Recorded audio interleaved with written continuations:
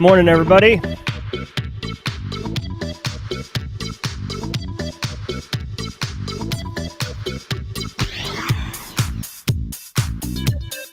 All right, good morning, folks. Today is Wednesday, October 5th, Worldwide Wednesday. Welcome to episode number 212 of Simply Cyber's Daily Cyber Threat Briefing. I'm your host, Dr. Gerald Auger, and over the next 45 minutes, you and I are going to be going through the top cybersecurity news stories of the day, and I'll be giving my expert analysis on each of those stories on what it means to you as a practitioner. So what can you do with this information today or, strategically? Or if you're looking to break into the industry, you're going to be asked, how do you stay current in the industry? And this is a banger of an answer. Chat's here coming strong. I'm loving it. If it's your first time here, settle in. You're in for a great experience. Before we get started, I do want to say shout out and thanks to my good friends and stream sponsors, Eric Taylor, Eric Capuano, Barricade Cyber Solutions. Barricade Cyber Solutions is dedicated to helping businesses from cyber attacks and recover from the damage done. Cyber attacks can cause massive issues for businesses and send dedicated, hardworking business owners into turmoil. But Barricade Cyber Solutions knows how to mitigate the damage done by cyber incidents. Check them out at barricadecyber.com. Links in the description below. Also, much love to Eric Capuano and the Recon InfoSec team. If your organization is large enough to have real cybersecurity currents, but maybe not quite large enough to build full-fledged SecOps capability, it's a huge group of people, right? It's like from tiny to, before you start hiring gangbuster style, right? So if you're in this bucket where you're not quite large enough to build a full-fledged SecOps capability from the ground up, check out Managed Detection and Response offering from Recon InfoSec. You guys may not know that they do that service, but Recon InfoSec has a dynamite MDR service, great staff over there, security company led by security people. Recon InfoSec's offering includes the people, the process, the technology needed to deliver full spectrum SecOps to organizations of any size. I want to remind you, if you hold professional certifications that require CPEs or continuing education, this episode, just like every episode of the Daily Cyber Threat Briefing, is worth half a CPE. Doesn't seem like much, but if you're here every single day like I am, it stacks up. 2.5 a week, 10 a month. Be sure to say what's up in chat. Get credit. If you ever get, audited for your credits, you can just point to chat and say, hey, I was there. What else? And this definitely qualifies, guys. You can check the policy for CPEs, but I've done it for ISC Squared, CompTIA, I think GIAC, and they all meet because this is industry knowledge shared among industry people. If you're live, love it. Hit hashtag Team Live in chat. But we'll actually be asking you what to put in chat in a second. Start dropping where you're coming from. I can't look at it just yet, but it's Worldwide Wednesday. We're going to run the globe. If you're watching on replay, hashtag Team Replay in chat. Thanks for catching the stream or listening on your audio podcast app of choice. That's right. You can listen to this and not have your phone battery sucked out by YouTube just by going onto your podcast app of choice, typing in Simply Cyber, bang, the logo's there, you pull it down, and you're on replay, okay? So if you want to jump ahead because you're on replay, go for it. The next 2-3 minutes, I'm going to be sipping coffee, welcoming people into chat, and seeing if we can run the globe on Worldwide Wednesday. What's up, people? What's up, Jamaica's in the house? Akeem, my man. Haircut Fish from Central PA. Leonardo coming in the Dominican, coming strong. What's up, KC? I see you, Jess Bishop. IT Sorceress representing the mighty VA. Very cool. Hey, Ahmed, let's go. Just a Bite checking in from Europe. We've got Europe and North America online. I see you, Caribbean. What's up, Ms. Julian? Hey, Nathan Bowen in the West Virginia. Go Mountaineers, right? Morning from the great state of Texas.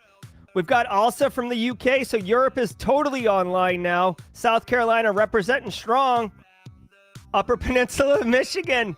Love it. Do love it. Canada's in the house. Internal Stranger doesn't have to say it. We've got Australia online. I see you, Internal Stranger. Bahamas up in here. We need Asia. We need Africa. We need South America. Come on now. We got a couple minutes here. We've got 2 minutes, 1 second till the song ends, y'all. Westerville, Ohio in the house. Love it. Missouri's what's up? Hey, Munchkin, good to see you. Get your coffee, people. Hey, what's up, Cody Waylu, my man out in South Dakota? Went to school with Cody. Good person. Very smart individual. Love him. South Sudan in the house. What's up, Morris Thomas, representing Africa? Africa's online, people. We just need Asia and South America now. Let's go it. South Africa. Thank you, Cyber Munchkin. Turkey's in the house. What is Turkey considered Europe? I feel like Turkey's considered Europe, right? I mean, it's kind of in the middle, and I'm not wicked cultured. Come on, Philippines. Philippines, night shift. Michael Vito representing Asia, my man. Thank you. India, Sanjeev's in here from India. Guys, South America, it's always the long pole in the tent. What's up, Greece? I see you. Can we get South America in here before the song ends? Canada's up in here. Good to see you, Maple Leaf. Severino, Braden Brown, stacking coins in the Eastern European space. I love it. Botswana, it's getting hot in Botswana, my man. Africa's here. South America. Can we get a South America? Oh, yeah. Turkey's both Europe and Asia. Oh, Aaron Seghetti. So we get credit for 2 continents. That's a pretty good loophole. All right. Who's in South America, people? Let's go. Also, Tivit. No, Turkey's not in Europe. Okay. Guys, 30 seconds left on the clock. Middle East is up in here. Okay, UK here. Yeah, we'll probably start including the UK as its own space, too, in the Worldwide Wednesdays. Come on, guys.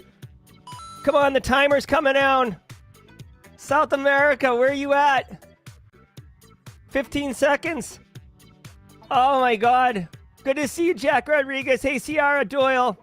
Europe's online. All right. Womp womp. All right. I appreciate people not jumping on VPNs and trying to loophole it that way. We do want to be legit and above board on the Worldwide Wednesday. Sadly, we are not able to complete the Worldwide Wednesday. Let's try again next Wednesday. All right, everybody. That was a lot of fun. Let's get into the news. From the CISO series, it's cybersecurity headlines. It's Wednesday, October 5th, 2022. Musk offers to proceed with Twitter deal. On Tuesday, regulators received a letter from Elon Musk's legal team offering to proceed with the $44 billion Twitter buyout. The agreement would preempt a trial scheduled for October related to Musk's allegations of rampant bot accounts and security misgivings on the platform. The deal hinges on the receipt of debt financing, as well as the Delaware Chancery Court ceasing all other legal proceedings related to the deal. Twitter responded Tuesday, signaling their intent to close the original deal. However, Twitter's board indicates it will take its time to review the offer over fears of it being a legal ploy. Yeah, okay, so a little less of a cybersecurity story, although obviously Twitter has a major societal impact. I haven't been following this thing too close. You know, Elon wanted to buy it, and then he didn't buy it because he said it was mostly bot activity. He did get a lot of information out of Twitter as part of this, and now, like, Twitter was fighting him back, and now Twitter is trying to force him to buy it. Now he's going to buy it. I do love that they have the Abe Lincoln logo here. Like, how many Abe Lincolns does it take to get to $44 billion? That would be, I mean, obviously there's a number, but that's quite a few. Yeah, guys, there isn't much cybersecurity news here. We'll just see how it goes. Obviously, there's some concern or some speculation that if Elon was to buy Twitter, he would, shake up the platform a little bit in the way it operates. Obviously, Twitter does have bot activity. Twitter is used for misinformation, disinformation campaigns. It's not really used super hardcore for phishing or criminal logistics and coordination. They use Discord, Telegram more than they would use Twitter. So just whatever, something to follow on this one. Not a huge cybersecurity story in my opinion. TickTock security deal becomes a political pawn. Republicans are criticizing the Biden administration for dragging its feet reviewing risks associated with TickTock potentially sharing U.S. user data with the Chinese government. Republicans are vowing to conduct hearings on the matter should they win the House or Senate majorities in the November midterm elections. James Lewis, head of the Technologies program at the Center for Strategic and International Studies, called the risk TickTock poses debatable, but agrees the White House response has not been on a fast track. TickTock has denied sharing any user data with the Chinese government and said it won't do so even if requested. Sources say the administration is close to finalizing a deal with TickTock that would include implementing a series of safeguards, including storing all U.S. user data on Oracle servers located in the U.S. Republicans say they will contest any agreement that does not impose stringent safeguards. Okay. All right, guys. So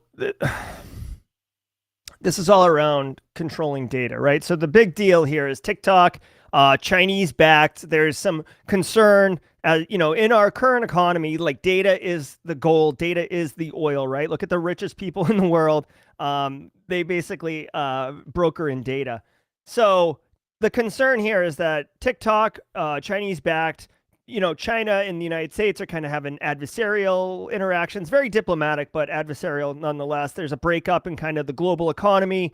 There was talk about Biden not allowing certain, purchasing of certain chips and microchips and stuff from China a couple months ago. So this thing's escalating. Now, what they're saying here is that there's a concern about the data of American usage and American information on the TikTok platform, right? And the United States wants you to say you can only put it on Oracle, which, by the way, TikTok's data moved to Oracle exclusively, Oracle backend, like the Oracle cloud, a couple months ago. That was covered in the news. And that there needs to be safeguards in place. Guys, here's my thing, right? It's not like if the data is stored in the United States, who cares? Like the people who live in China, the Chinese government, whoever, they can still get to it. It's just in the cloud. It's not like, maybe it takes a little longer for network connectivity, but please, it's not going to prevent them from doing that. I guess you do have like a fail-safe mechanism where you could, basically put up a firewall, for lack of a better term, at the borders to cut off access if you wanted to. But there's also ways around that, as we've seen people get around the Great Firewall, or people in North Korea get access to information. So there's ways around it if you wanted to. As far as data on Americans, I don't really feel like personal information, like, oh, you put in your phone number, you put in your email address or whatever, like those data sets have been popped like multiple times over, right? OPM breach a couple years ago, which some people claim was China. I don't know if that's definitive or not, but like the level of information in millions of Americans' FS86 forms is way deeper than what you're going to get on TikTok.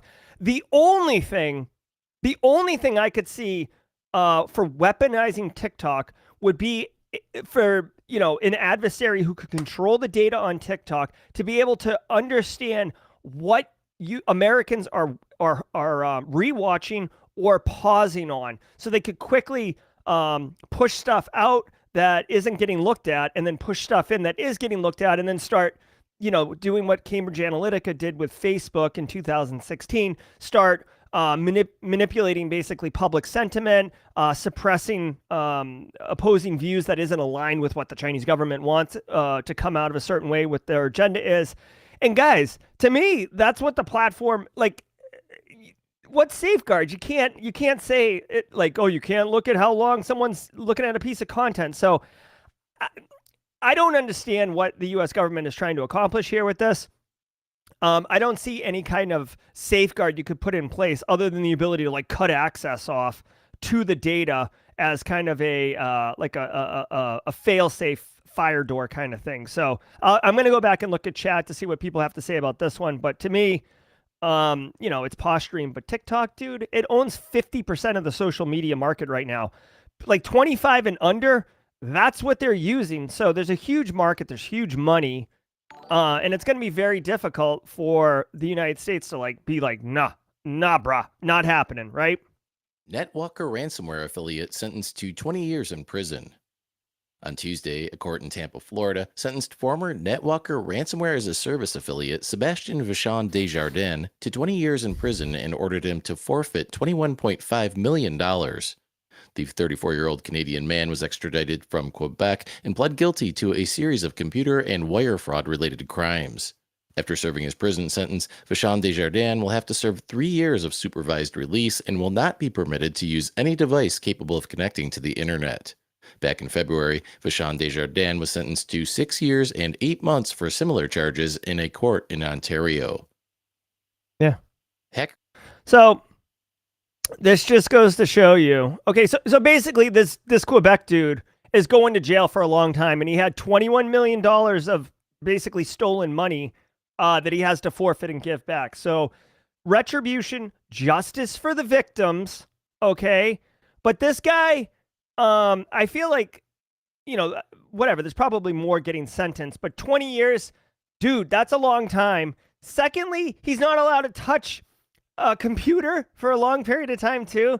That is like, I probably would be okay, and I might actually find pleasure in life. I do have pleasure in life now, don't get me wrong, but like, I need access to the internet. I am hyper connected. Like, I love the power of the internet. So that would be a horrible, horrible punishment to receive, that you can't access computers or internet. Now, what I think interesting about this particular one is ransomware as a service has turned into big business. We've seen Revil, Black Matter, a couple other ones, Conti. Well, no, Conti's a little different, but there's ransomware as a service. So like, I'm the ransomware threat actor, like Netwalker, right? And I set up this wicked easy system for anybody, like anybody that wants to get rich quick can sign up, and I provide all the infrastructure, all the technology. I give you a white paper on follow these steps, right? And you too can be rich, right? Just sign up for my course, right? So you get this white paper, you get the technology, you then use your own ability to get passwords, or you attack your own company where you already have access using a shared account, because everybody's got access to the password. They won't be able to attribute it to you. And you ransomware businesses, and in exchange, you give a piece of whatever you collect to the ransomware operator, right? And it makes sense. It's like affiliate marketing, right? You do all the work, you have all the product, you have everything. I'm just out there hitting the bricks, delivering the payloads, okay? So what I think is interesting is this is kind of like, I feel like this is sending a notice out to anyone. I wish this was mainstream media. Sending a notice out to anyone that's doing affiliate ransomware and saying, bro, you will get 20 years. It reminds me, I'm old enough, and like, preach if you're old enough to remember this, but dude, in the late 90s, it was bananas what was going on with Kazaa, Napster, LimeWire. It was bananas. It was straight music theft all over the place. And then they passed the Digital Millennium Copyright Act, and they went after like 3 individuals. Everybody had thousands of stolen music on their computers, okay? Everybody. Like, I was in college at that time. It was, everybody had it, okay? You'd walk into someone's room, they'd be rocking Winamp and everything. You wanted to hear a song, you just walk over to their computer, push a few buttons. It's like Spotify today, except wicked illegal back then. And they found 3 individuals, and I mean, they hit these 3 individuals with like wicked expensive fines. There may have been some jail time. I think it was just fines. But like, anyways, they made them a very public example. And do you know what happened? The abuse and use of all of those technologies went way down. I'm talking like, you don't even hear about it anymore, right? Of course, with Spotify and Pandora and stuff, you don't need to hear about it. But my point is, this dude right here is a perfect, not martyr, but what's it called? Like an example. Like, bro, you want to do ransomware? Go for it. 20 years, $21 million forfeiture. Get in line. Breach scam sites to hijack crypto transactions. In July, the FBI warned of a scam dubbed DApps, or decentralized applications, that stole victims' crypto investments by impersonating crypto mining services. A threat actor named Water Labu has been spotted injecting malicious JavaScript into the DApps scam sites. When an investor connects their wallet to the site, Labu's script detects whether the wallet contains a large amount of crypto holdings, and if so, attempts to steal it. Labu has compromised at least 45 scam websites, making off with over $316,000. All right, cool. So this is thieves stealing from thieves. You know what? If I was a criminal, I guess I'd have to really do the calculus, because if you're stealing from someone who's already comfortable breaking the law, they might come after you physically or hurt someone that you care about, family, loved ones, burn your house down. I don't know. Because they're already making, I think scrupulous is the correct word to use here. They're already making scrupulous decisions. Hold on. I'm sorry. I'm going to have to just find scrupulous and see if I'm using this incorrectly. Diligent, thorough, and extremely attentive to detail. Okay. They are not making scrupulous decisions. They're making criminal decisions. And I don't see why they wouldn't make another criminal decision. Now, the other end of this is, though, that the victim in this case, the other criminal whose money is getting stolen, they can't go to law enforcement and be like, listen, I stole that money fair and square. I want justice. Go after this other criminal. They can't do that. That's not what's going on. They'd have to go get some other criminal to go after this criminal. So, whatever. It just goes to show you that software is software, guys. And the fact that criminals are able to inject into JavaScript and steal other criminals' crypto transactions is, it's poetic justice, frankly. Clever that the hackers are going after those individuals. You don't see it very often. Worth noting, though, we just saw recently where Lockbit, the ransomware gang that uses Lockbit, actually has a bug bounty program where you can find vulnerabilities and weaknesses in their Lockbit ransomware platform and get paid by them for hardening their platform from vulnerabilities. So obviously that would kind of go into this, right? Where like these guys would say, hey, can someone test our web app, our criminal web app, get on HackerOne or something and be like, test our criminal web app and see if there's any bugs to avoid this. So anyways, whatever. This is a criminal seedy underbelly of things that I don't know, but it's funny, and it just goes to show you web apps can be hacked. It doesn't matter who owns them or what their intention is. Let's listen to the read. And now, thanks to this week's episode sponsor, Hunters. Hunters is a SaaS platform purpose-built for your security operation team. Cimpress, the parent company of Vistaprint, implemented Hunter's SOC platform to replace its SIM. Thanks to Hunters, Cimpress no longer needs to babysit alerts and detection logic. They've improved their SOC's efficiency and optimized costs. Visit hunters.ai to learn more. All right, real quick. Bug exploitation. I've been kind of settling on this for the mid read song. I do like this song. I think Breakfast Club is such an underrated movie, or such a period piece. All right, really quick, guys, while I got you, I just want to remind everybody, I typically mention the newsletter today, but I am making a concerted effort to be more present and deliver more, valuable content instead of just like whatever tweets on Twitter. I'm doing like lists and stuff like that. If you're interested, it's at Gerald Auger if you'd want to jump on Twitter and consume some of the content I'm doing over there. I always talk about the newsletter. You can basically sign up for the newsletter on the Twitter account, so you can get two birds with one stone. The newsletter comes every Monday morning at 6 a.m. Eastern Time into your inbox with 3 actionable intel items that you can operationalize immediately to reduce cyber risk for your organization.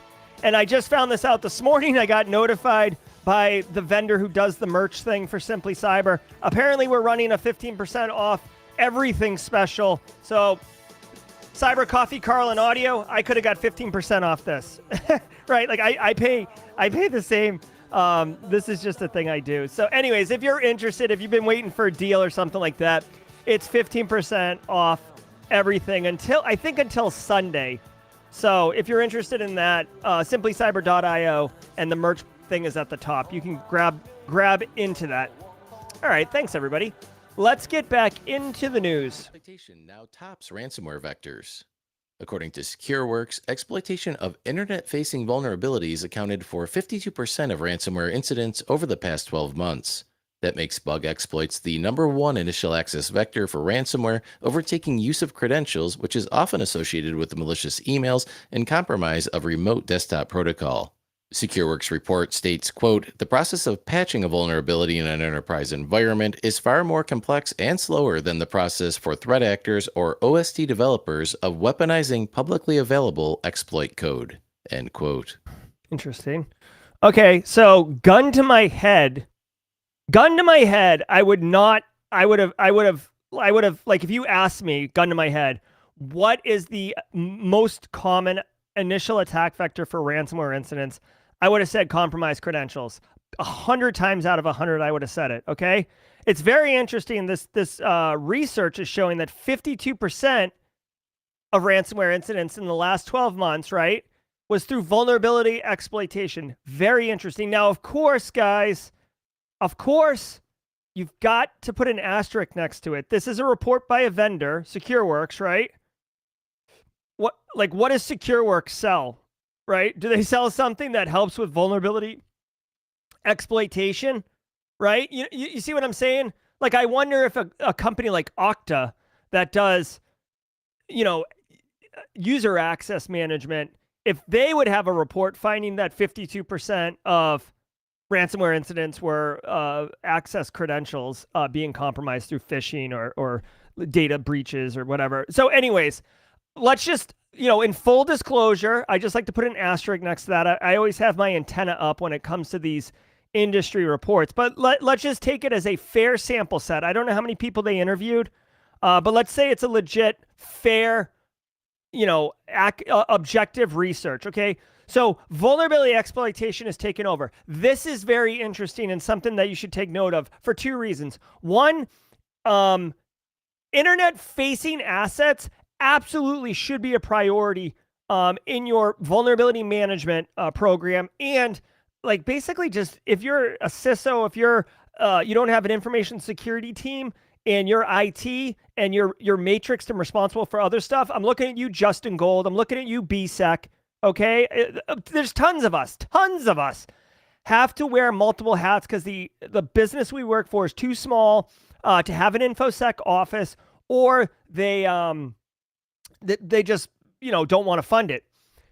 Using a tool like I can't show you because I have mine configured and it would actually reveal sensitive information, but a tool like Shodan has Monitor, like monitor.shodan.io. A tool like that can look at your external facing IP ranges and see if there's vulnerabilities and notify you proactively. A vulnerability scanner tool like Nessus or something like that can scan your external IP range and see what's going on. If you have misconfigured assets, Carl, put something on the network that has, UPnP pushed out, or some, like your kid, you have work at home business and your kid somehow gets in there and configures port forwarding so they can play Xbox or something like that. Or so, whatever. Network configurations happen, right? And you cannot be like, well, when I installed it, it was fine, so it's good to go. Like, you have to be proactive, right? There's a reason vulnerability management is a job and not an appliance you purchase or a switch you flip. Okay, so having said all that, internet-facing assets are getting exploited more often. This is probably also because an increase in security research, vulnerabilities discovered, disclosures, lack of investment by businesses to replace aging hardware. We're talking about proxy, not shell, or whatever it is, Exchange on-prem issues just recently. Like, that could be remediated. I know lots of environments have, VPN concentrators facing the internet. We cover them all the time in the daily briefing around, Cisco's not going to be supporting this hardware anymore.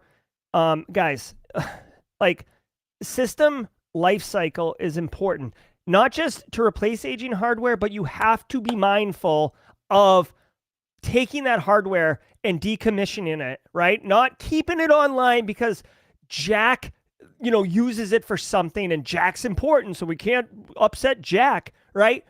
So, okay, so I've just covered a lot of stuff and flipped out a little bit. Let me do a little spice here. In conclusion, with this information, it becomes a higher level of importance to ensure that you're scanning your external network IP range and verifying what the vulnerabilities or misconfiguration or the exploitable weaknesses or misconfigurations, right? Those are the two things you're looking for: exploitable weaknesses and misconfigurations, right? And then fixing that. That's the work. Just knowing about it doesn't do anything for you, all right? Like, knowing that you left your front door open doesn't help.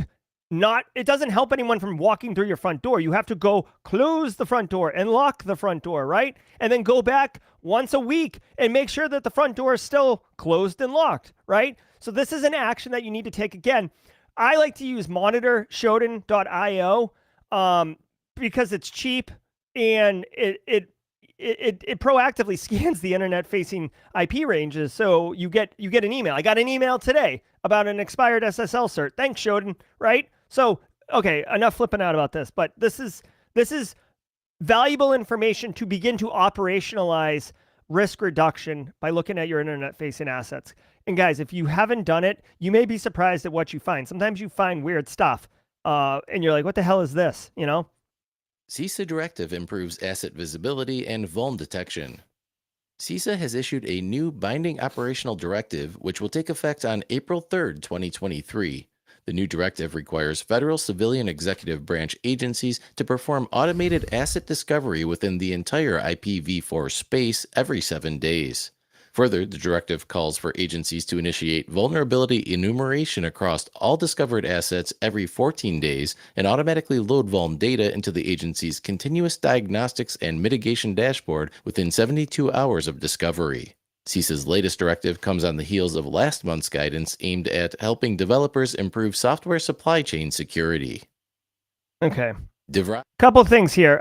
I'm not familiar with this acronym FCEB agencies, so give me a moment to just figure that out, because that's the scope of what this thing is focused on.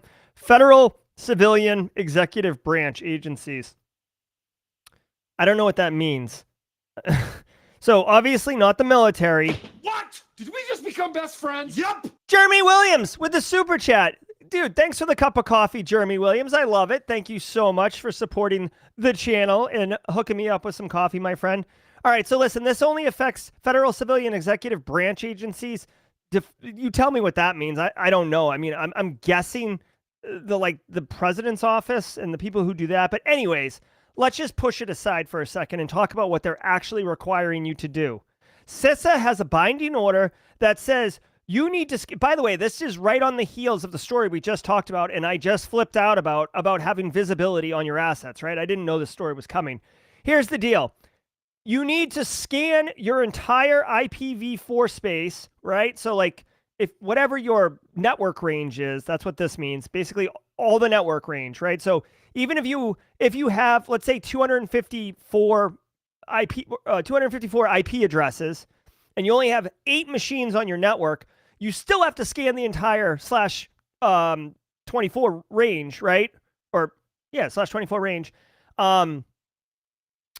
You can't just scan those 8, right? So because you want to find shadow IT, right? You want to find something that came off, came back on. So that's the first one. Super easy to do, right? Like threat actors will scan, your IPv4 space all the time for you, right?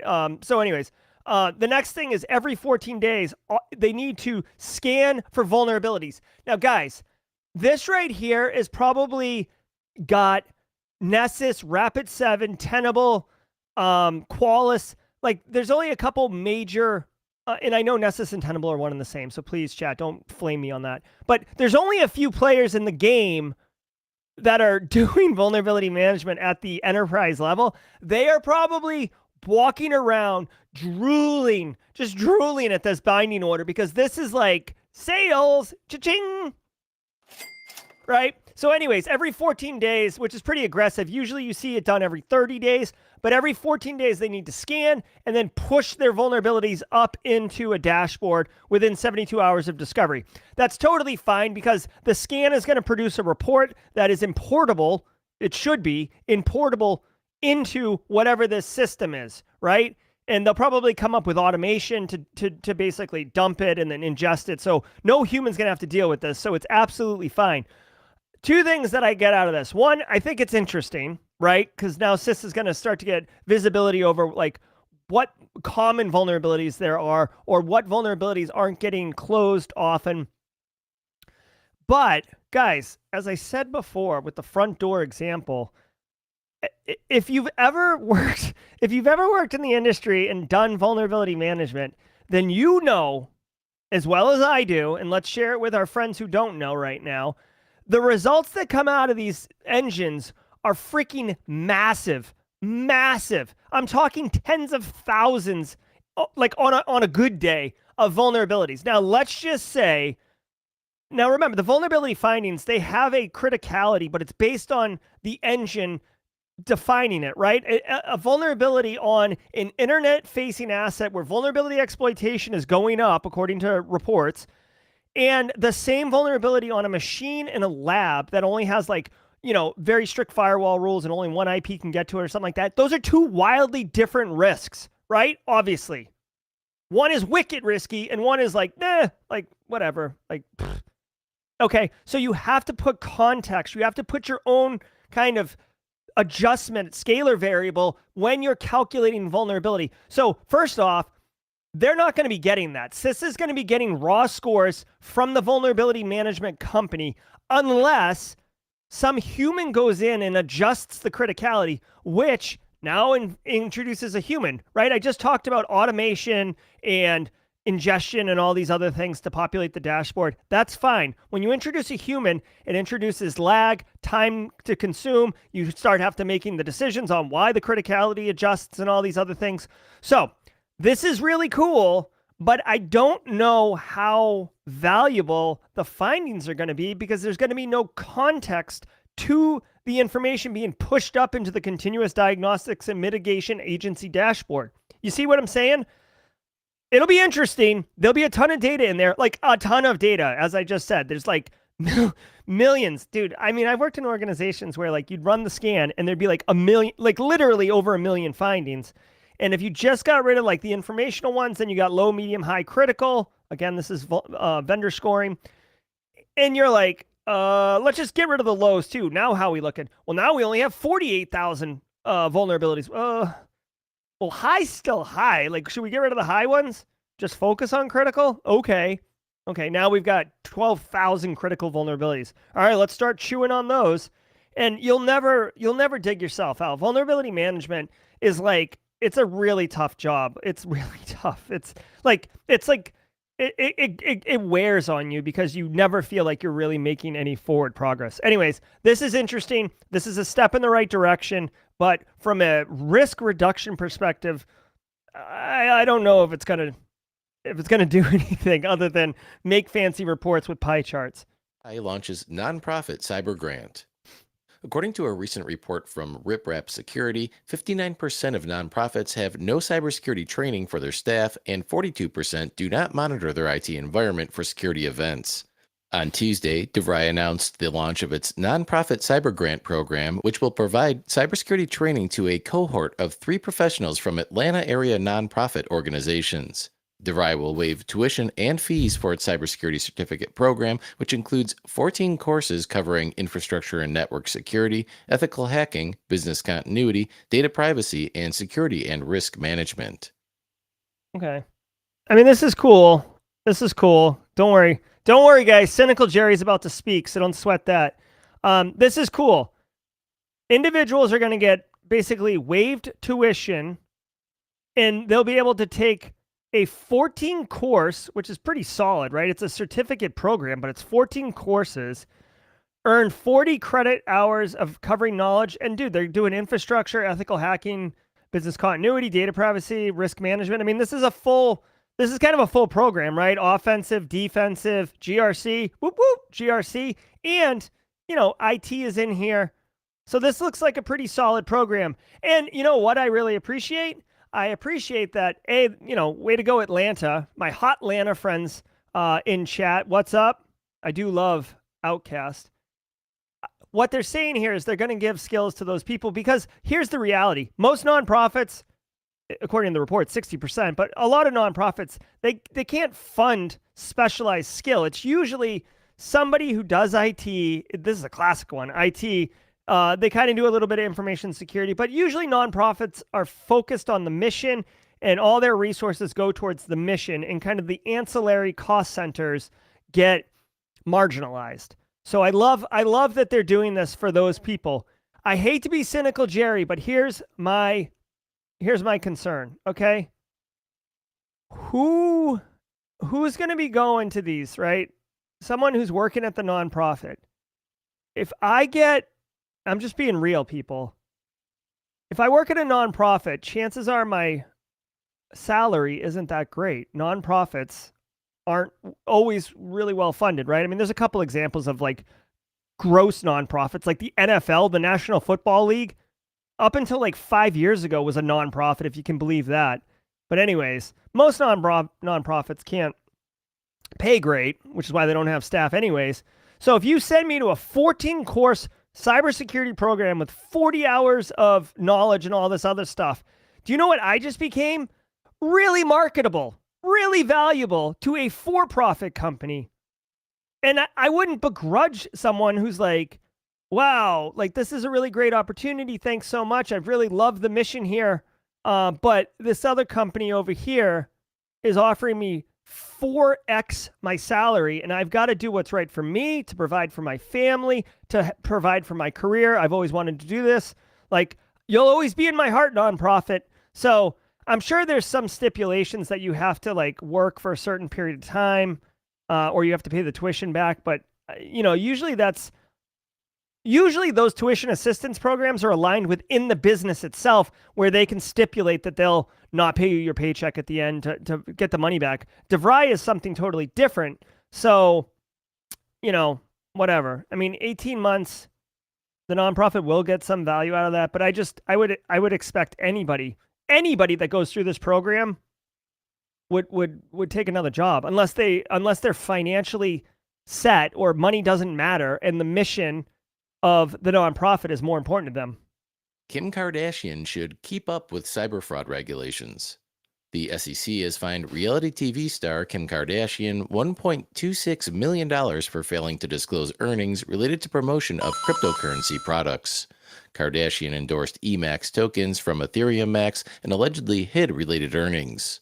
Gary Gensler, the chairperson of the SEC, confirmed the penalty and urged investors to do their own investment risk research instead of simply following the advice of influencers. Whoops. I'm a crypto evangelist. I love it, love it, love it. All right. So Kim Kardashian, we all know her. I still don't understand why she's a celebrity, but that's aside. I don't understand why her whole family is celebrities. But anyways, this is the tweet or the Instagram post or whatever it is that she posted that cost her $1.26 million. She obviously got paid quite a bit. Kim Kardashian has a huge following. She's gets paid for influencer, and the crypto people got after her. Now, a couple things. One, I do want to point out that she said this is not financial advice. Okay, so you see that all the time. Two, at the bottom you can see #ad. Now, I have been told that that's all the SEC requires. So this is really interesting that she got fined by the SEC. But the crypto market it's really, really dangerous right now. A lot of people are robbing a lot of people. It's not regulated really. There's some regulations coming in. We are seeing celebrities like Jay-Z, Paul Pierce, a couple others that I can't think of their names right now, but celebrities endorse Mark Cuban. Oh my God, Mark Cuban, he could be fined as well for what he did with the Voyager stuff. But here's my thing. This is another one of those making an example of someone, and I almost wonder if the SEC went after Kim Kardashian because she is so well known across multiple kind of groups of people, right? So not everybody might know who Paul Pierce is, right? Internal stranger, you probably don't know Paul Pierce is, right? Boston Celtics NBA player from years ago. But you probably know Kim Kardashian. Do you understand what I'm saying? So I think it might be targeted because she is so well known that it's going to get press coverage. It's going to be going, and it's going to influence people who might engage in this type of marketing campaign to think twice or be very, very clear about what they're doing and how they're representing it. I didn't look at this EMAX thing. This is clearly a push to her following to go get in on EMAX. So anyways, whatever. She got fined $1.2 million. So that doesn't feel good. I mean, I wouldn't like that, but whatever. So that's going to do it for today's news program. I do want to remind everybody, in about 2 hours, I will be going live with ThreatGen. We're going to be playing Red versus Blue, which many of you have seen me do on channel, on stream. But what's really interesting is another use case that doesn't really get a lot of pub is that you can actually use ThreatGen Red versus Blue for tabletop exercises. Now, there's a module that is in ThreatGen Red versus Blue that is not typically visible to end users. So this isn't like just playing the game as a tabletop. Like there's a different module in the game that is unlocked for tabletop exercises. Clint and I are going to be going through it. If you are interested, I will be explaining what a tabletop exercise is, what the value of tabletop exercises are to an organization, why tabletop exercises sometimes suck and don't actually accomplish their goal, and why they how they can be executed properly. And then, this is the cool part, I thought of this yesterday, I'll be running an actual tabletop exercise. I'll be acting as the CISO, and anybody in chat, so if you're in chat and you come to this, anybody in chat will be my information security team. We will be crowdsourcing decision-making, just like you would do in a tabletop exercise, and making decisions based on that. We will be going up against black matter. So the tabletop exercise that we will be walking through today is ransomware by a sophisticated threat actor punching us in the mouth. What are we going to do about it? How are we going to respond? Are we capable of responding? Find out at 11:30 later today. Super excited. Look at that base case. We're right on time at 9:45. Now it's 9:46. I do try to keep the show to 45 minutes. Best practices, lessons learned. That's how we do it. Guys, thanks so much. Tomorrow, 10 a.m. And then Friday, 9 a.m. Took the boys to school this morning. Dropped them off at 8:05. Y'all be good. Have a great day. Hope to see many of you at 11:30 a.m. Eastern Time on the channel for a tabletop exercise walkthrough. Be good, everybody. We'll see you later today.